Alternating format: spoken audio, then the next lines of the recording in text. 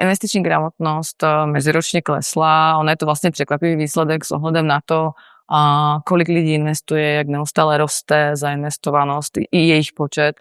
No a já si myslím, že jedno jako z hlavních důvodů, které k tomu vedou, je možná určitá pohodlnosť ve smyslu, že trhy se za poslední roky vyvíjely vlastně extrémně dobře a že řada lidí si myslí, že to jde tak nějak samo, že nemusí řešit, do čeho bude investovat a jakým způsobem, ale že prostě bude investovat a že to stačí.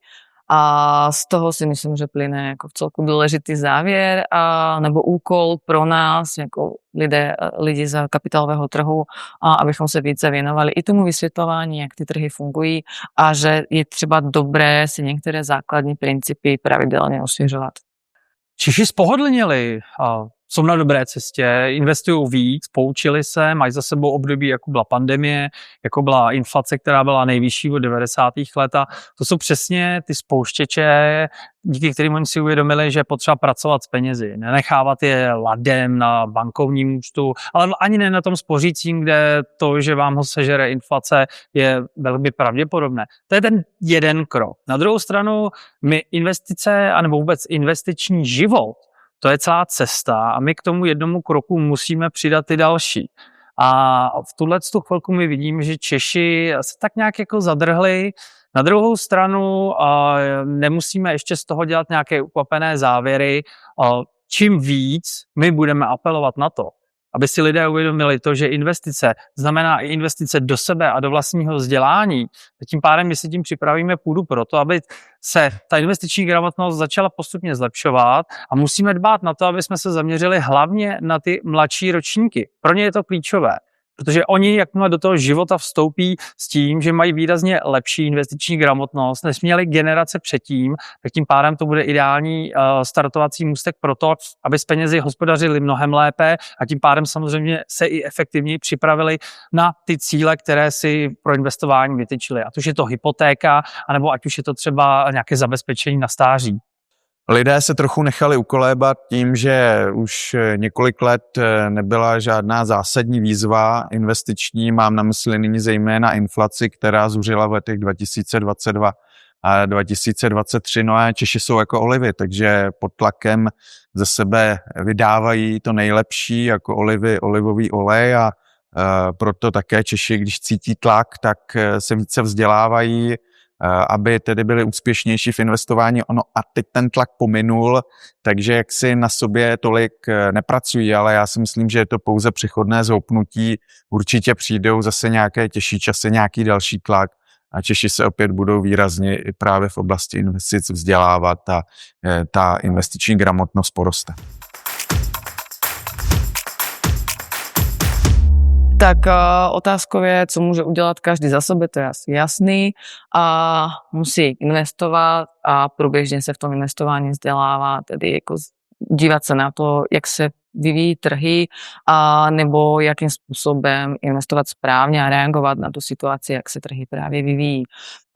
Druhým faktorem, který tam může vstupovat, je určitě stát.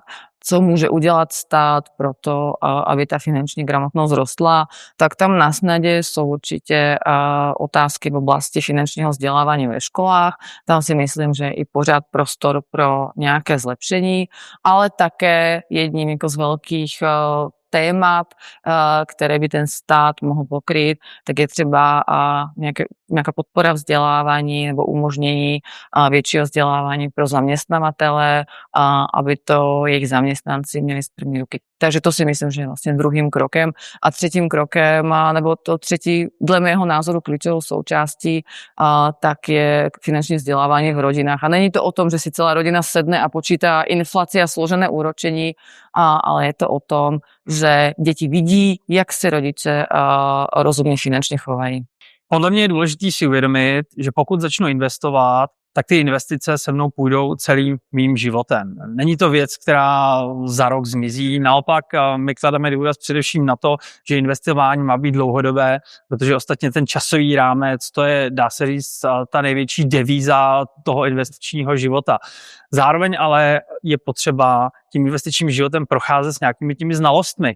To znamená nejenom to, že si vyberu, u koho budu investovat, v portu samozřejmě, zvolím si, do čeho budu investovat, zainvestuju a řekněme, dám si pravidelný platební příkaz. To je samozřejmě dobře, to je ten začátek. Na druhou stranu pak samozřejmě se musím zajímat o to, jakým stylem se vyvíjí ekonomika, jakým stylem se vyvíjí ten trh a měl by být schopen na to reagovat. A to bez znalostí bohužel nejde. Myslím si, že je to i úkol pro, řekněme, influencery nebo odbornou veřejnost, aby lidem štěpovala ne pouze to, že je třeba investovat, určitě platí a stále spousta českých domácností se obává investování. Takže na jednu stranu je dobré, jak si je v tom podporovat a povzbuzovat, aby investovali, ale měli bychom si ještě přidávat to, že není to jenom o tom investování, ale o správném investování. O investování, které je opřeno o informace, o kvalifikaci v dané oblasti, o získání nějakých informací předem, než vlastně vůbec investuji. A v tuto chvíli spousta Čechů se vrhá do investování, zejména mladých, ale berou to trochu jako hru, jako jakýsi dopaminový nebo adrenalinový zážitek, a i pod vlivem toho, že vlastně od roku 2008 nenastala opravdu plošná, hluboká krize, při níž by padaly všechny druhy aktiv, tak se kloužou na té růstové vlně a myslím si, že pak i trochu podceňují právě to vzdělávání se a nechávají se ukolébat tou současnou situací, která určitě nebude trvat věčně.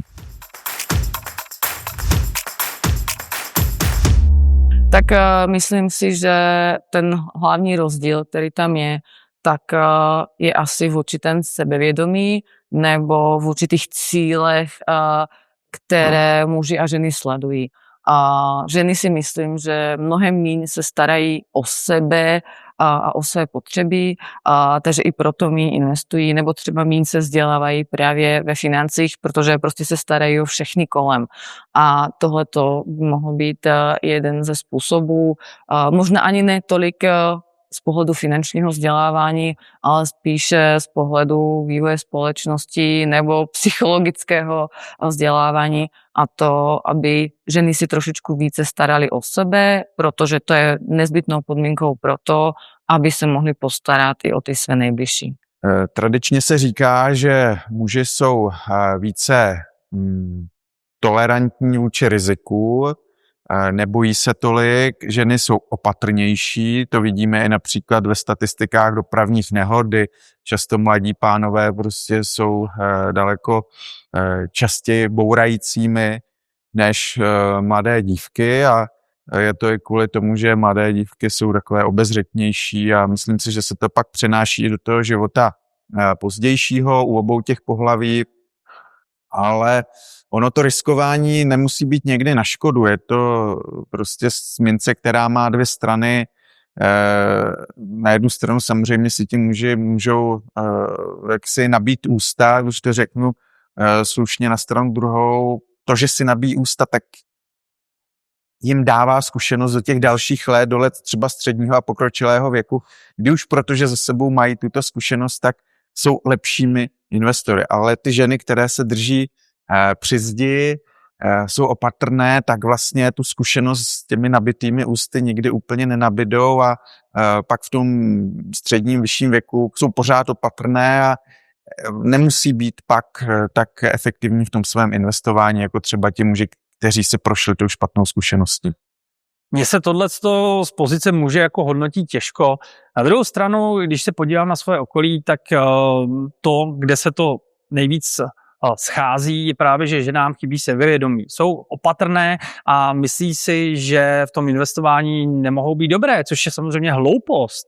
Naopak ten jejich přístup může být opět tím dobrým stavebním kamenem, ale je potřeba k tomu se samozřejmě opět sebevzdělávat. A tím pádem samozřejmě, pokud se skloubí ta opatrnost a ta důslednost s tím, že se začneme více vzdělávat, tak si myslím, že to v mnoha ohledech bude velmi dobrý začátek té cesty, kdy ty ženy ve výsledku by třeba i mohly v té investiční gramotnosti překonat muže. muži se nebojí riskovat, na druhou stranu, jakmile je větší risk, je tam sice větší potenciál toho výnosu, na druhou stranu existuje tam i ta opačná cesta, kdy muži mohou více ztratit. Tím pádem samozřejmě ženy by se i z toho mohly poučit a využít to ve svůj prospěch. Teď otázkou je, zda už investují nebo ne, ale možná jakoby to hlavní je dívat se na investování jako na nudnou, nezbytnou věc, která vyžaduje určitou disciplinu.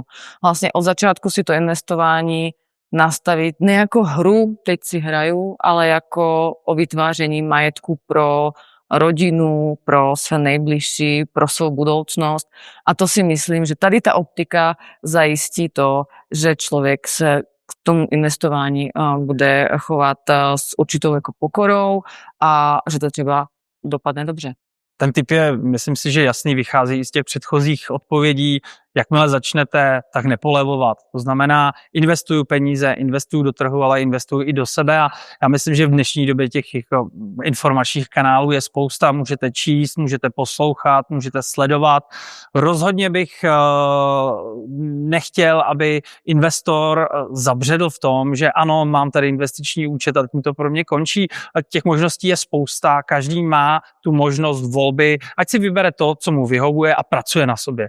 Určitě začít co nejdříve, začít s malými částkami, pravidelně investovat, třeba měsíčně 500 korun, když je někomu 20 let, úplně to stačí a vzdělávat se, nebát se toho, že si nabiju pusu, protože když je mě 20, 25, tak to nevadí, nemám žádné moc závazky a získat ostruhy a následně tedy jak si už investovat znaleji s většími znalostmi a pochopitelně na sobě neustále pracovat a nepodléhat nějakým jednoduchým zkratkám třeba ze sociálních sítích, protože takhle jednoduchý ten svět investování opravdu není. Ten je opravdu velmi složitý, složitější, než si mnozí mladí myslí.